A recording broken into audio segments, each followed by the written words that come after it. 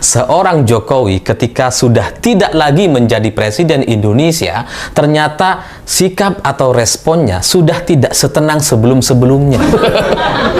Kalau dulu ketika Pak Jokowi masih menjadi presiden, itu kan sangat tenang sekali, sangat menguasai situasi, dan nampaknya semua itu remeh dan receh sekali di hadapan Pak Jokowi gitu. Jadi responnya sangat tenang, kalem, santai gitu ya. Seolah-olah semuanya bisa diatur, yang hitam bisa putih, putih jadi hitam, semuanya dalam kendali. Tapi hari ini ketika Pak Jokowi sudah tidak lagi menjadi presiden dan kemudian dipecat oleh PDI Perjuangan, ternyata responnya ini nampaknya sudah sangat-sangat terpengaruh atau bergetar gitu ya. Karena Pak Jokowi seperti biasa bilang, ya saya menghormati katanya, terus kemudian setelah itu bilang saya tidak dalam posisi untuk membela atau memberikan penilaian karena keputusan itu sudah terjadi. Nanti waktu yang akan mengujinya, saya rasa itu. Memang gitu ya, ini bahasa yang biasa saja, tapi apa yang disampaikan oleh Pak Jokowi dengan kalimat nanti waktu yang akan mengujinya, seolah-olah itu kan akan nantangin gitu, seolah-olah ini akan menunggu sebuah pembuktian, lihat aja nanti. Nah, sikap-sikap yang seperti ini itu sebelumnya tidak ditunjukkan oleh Pak Jokowi ketika menjadi presiden, karena dia yakin betul bisa menguasai, yakin betul bisa mengendalikan atau membolak-balikkan semua sesuatu gitu. Tapi hari ini ketika sudah tidak lagi menjadi presiden gitu ya, Pak Jokowi mengungkapkan sebuah tantangan ya, meskipun dibalut dengan kalimat yang sangat-sangat halus. Tapi ya sebenarnya dari kalimat ini sangat blunder sekali bagi saya gitu, karena kalau kita bilang soal waktu yang akan mengujinya, sebenarnya Pak Jokowi sudah diuji oleh waktu. Ya kan, apa yang disampaikan oleh Pak Jokowi 5 atau 6 tahun yang lalu, hari ini semuanya bertolak belakang. Yang dibilang anak-anaknya tidak tertarik ke dalam politik, cuma pengen menjadi pengusaha, ya cuma jadi pedagang pisang, pedagang martabak. Oh, nggak tertarik lah menjadi pejabat atau pegang proyek tambang, dan nggak ada tertarik. Kaisang dengan Gibran juga gitu sebelumnya gitu kan, ketika diwawancara, ya kita sederhana aja lah, ngapain sih, lowong hidup segini aja ngapain bermewah-mewahan. Terus ditunjukin tuh kaosnya berapa, sepatunya berapa.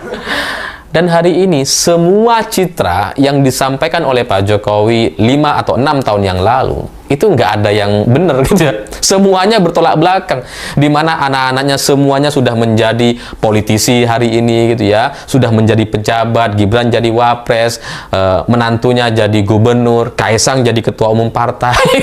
Semuanya sudah sangat-sangat tertarik sekali dengan politik, dan semuanya sudah tidak bisa menunjukkan kesederhanaannya. Mungkin karena saking tumpah-tumpahnya uangnya udah kebanyakan gitu kan. Wah, sekarang pakaiannya kaos sudah 20 juta gitu kan. Tasnya udah ratusan juta. Aduh tuh, istrinya Kaisang, istrinya Gibran, aduh keren gitu ya. Aduh mahal tasnya, ratusan juta semua. Dan meskipun awalnya kita pikir bahwa Pak Jokowi ini tidak berambisi, keluarga ini tidak neko-neko dan sebagainya, tapi ternyata faktanya semua jalur normal itu ditabrak semuanya. Lewat perubahan undang-undang di MK gitu ya, gimana Gibran bisa menjadi cawapres, terus kemudian Kaisang dalam waktu hitungan hari, sehari atau 2 hari langsung tiba-tiba menjadi ketua umum partai. Cepat sekali gitu. Itu kan bagian dari waktu. Waktulah yang kemudian menguji Pak Jokowi dan keluarga, yang ternyata semua citra yang dibangun sebelumnya itu adalah kebalikannya gitu. Yang dulu katanya ngapain sih minta jabatan ke orang tua, dasar deso gitu kan. Itu kan ucapan Kaisang dulu. Oh, keluar kuliah di luar negeri, pulang-pulang minta proyek, dasar deso. Dan semua orang diketawain sama mereka, seolah-olah mereka ini paling suci sendiri waktu itu gitu kan, keluarga ini gitu. Seolah-olah mereka ini nggak tertarik, cuma jualan pisang, jualan martabak. Wah, sekarang kemana-mana udah naik jet pribadi. Apa itu jet komersil? Gak main gitu. Pengen makan ketika ada di rumah sakit, pengen makan dipanggil chef terkenal gitu kan. Bikin sushi, harganya puluhan juta sekali makan gitu. Apa itu makan warteg? Gak ada semua. Dan ini kan bagian dari waktu yang menguji keluarga Jokowi, yang ternyata semua apa yang kita percaya sebelumnya itu ternyata adalah sebuah kesalahan. Kita semua ditipu dengan kesederhanaan dan ucapan-ucapan Pak Jokowi dan keluarganya hari ini gitu ya. Jadi ya, karena waktu yang telah menguji, karena waktu yang sudah memberikan bukti, maka jangan heran kalau hari ini sudah banyak orang yang menertawakan soal jet pribadi gitu kan. Bahwa Kaisang berpenampilan seolah-olah dia ini culun gitu ya, seolah-olah dia nggak tahu apa-apa, ya itu cuma nebeng ke temen dan sebagainya. Tapi kalau disurvei sudah nggak ada orang yang bisa percaya. Siapa yang mau percaya gitu? Kalau dulu gitu ya masih banyak orang yang percaya, masih banyak orang yang membelain, tapi sekarang mana udah nggak ada, dan semua anak-anak Pak Jokowi sudah menjadi konglomerat baru yang dari semua yang mereka kenakan itu sudah sangat-sangat mahal sekali. Halo teman-teman, kembali lagi bersama saya di channel ini, Salam NKRI Harga Mati. Nah teman-teman, dalam video ini ada sebuah cuplikan dari Mas Alifur Rahman mengatakan Jokowi nantangin PDIP, tapi nggak ada yang belain. Menteri dan buzzer pada ngumpet. Nah teman-teman, di sini saya akan membacakan beberapa komentar mengenai hal tersebut ya. Tanda-tanda orang munafik: kalau berbicara bohong, kalau dipercaya berkhianat, kalau berjanji diingkari. Sudah waktunya Pak Jokowi tidak dihargai lagi di masyarakat. Dikasih kesempatan 10 tahun untuk mengabdi kepada rakyat, tapi ternyata masih mikirin diri sendiri dan keluarga. Emang nggak pantas untuk dihargai. Segala sesuatu ada waktunya. Kemunafikan suatu saat akan terbuka. Mulyono jangan dipercaya, omongan dia kan tukang bohong. Keputusan Bu Mega sudah tepat. Mudah-mudahan Bu Mega selalu sehat sampai Indonesia benar-benar sudah sehat dan dapat pemimpin yang amanah. Kami di barisan 16% tetap bangga karena tidak tertipu oleh Jokowi. Kami tetap mendukung PDIP karena tegak lurus menjaga konstitusi, hukum, demokrasi. Doa terbaik untuk Bu Mega, semoga tetap membela rakyat kecil dan tetap menjaga konstitusi dan demokrasi. Membangun infrastruktur bisa dilakukan oleh setiap penguasa sepanjang tersedia anggaran biaya, tetapi mendukung demokrasi dan menjaga konstitusi hanya bisa dilakukan oleh pemimpin yang memiliki integritas dan loyalitas terhadap keutuhan NKRI berdasarkan konstitusi yang sah dan searah dengan Undang-Undang 1945. Memang uang bisa merubah orang dalam waktu sekejap. Jokowi dengan keluarganya dapat seorang ibu yang sangat pengasih. Ibu Mega ketika Jokowi dibully netizen, Ibu Mega sempat berpidato sambil menangis. Ibu Mega ibarat memberikan piring PDIP dan nasi untuk Jokowi makan bersama keluarga, anak dan menantunya. Setelah Jokowi dan keluarganya kenyang, Jokowi dan keluarganya tidak menghargai tempat makan mereka. Kira-kira adakah keluarga yang lebih sadis dari keluarga Jokowi di alam ini? Presiden terburuk dalam sejarah negeri ini adalah Jokowi. Waktu yang akan menguji siapa sebenarnya yang pengkhianat atau perusak konstitusi dan demokrasi. Mantan presiden jadi salesman politik. Ternak buzzernya sudah mulai menjauh karena asupan makanan sudah mulai berkurang.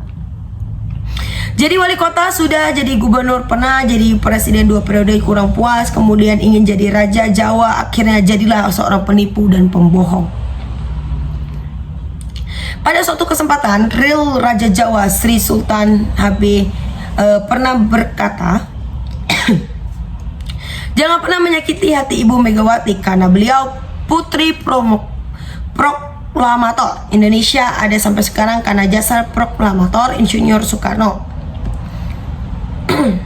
Sekeluarga yang sederhana ternyata mempunyai ambisi kekuasaan yang luar biasa. Poros tengah yang dipimpin AR sekarang terbukti AR tersendat, bikin partai tidak jalan. Tapi yang difitnah itu adalah Ibu Megawati. Kenyataan PDIP masih eksis dan jadi pemenang walaupun diobrak-abrik dari luar dalam, ingin nyungsepin, tapi banteng tetap kokoh. Kesombongan awal runtuh kemajuan seseorang. Jokowi dan keluarganya sudah sangat mengecewakan. Nyoblos, Jokowi sesali seumur hidup. Yang saya sesali seumur hidup. Nah, selanjutnya melarang anaknya menerima proyek dari balai kota untuk catering. Lah kok malah merubah konstitusi untuk anaknya. Mungkin penyesalan terbesar Ibu Mega adalah mengangkat Jokowi. Tahun depan pajak tinggi menanti kita. Dengan rakyat hanya diberi bansos selama 2 bulan, tapi 8 bulan kemudian diperas tabungannya. Gimana ya nasib bangsa ini ke depannya? Semoga badai segera berlalu dan bangsa ini segera bangkit. Kesalahan kita sebagai warga masyarakat Indonesia jangan sampai terulang lagi memilih pemimpin seperti Pak Jokowi dan keluarganya. Mudah-mudahan hukum karma tetap berlaku dan semoga orang-orang yang rakus yang tersangkut korupsi pengarung uang negara segera menerima karma, terutama untuk keluarga Mulyono. Suarakan terus keburukan-keburukan yang telah dilakukan agar rakyat kecil paham dan tidak silap. Bansos. Presenternya kocak, lucu, ketawa mulu. Sebagai orang Solo, Jawa Tengah, kami sangat percaya dan pepatah orang Jawa yang sangat sakral. Sing salah bakal seleh. Sing nandur bakal ngunduh. Ngeri kalau orang yang kena karma ini. Sudahlah Pak, sudah tidak punya kekuatan apa-apa lagi karena pemujanya kalau tidak ada bayaran, mau tidak mau tidak ada yang gratis zaman sekarang. Siapa menabur akan menuai waktunya. Kemunafikan memang lain, di mulut lain perbuatan, lembut di mulut tindakan pengkhianat. Ibu adalah sang pemelihara Jokowi, sudah tidak ada perlindungan ibunya lagi karena melawan ibunya Mega berwibawa bersama Pak Prabowo. Coba Mas bahas apakah komitmen fee dari setiap infrastruktur itu yang membuat Pak Presiden itu jor-joran membangun, dan siapakah yang menerima komitmen fee? Setelah tidak punya jabatan, memangnya masih punya pengaruh para projo kemana? Benar Mas Alif, sampai menitip-nitipkan semua kabupaten kota ke semua jagonya. Memang kabupaten dan kota memiliki milik siapa? Kapan dia dapat warisan kabupaten dan kota dari kakaknya? Nah teman-teman, sahabat-sahabat dari Bongkar TV, silahkan berikan tanggapan teman-teman dalam kolom komentar ini, sehingga kita dapat bertukar pikiran antar satu dengan yang lain dalam kolom komentar ini. Terima kasih teman-teman, Bongkar TV melaporkan.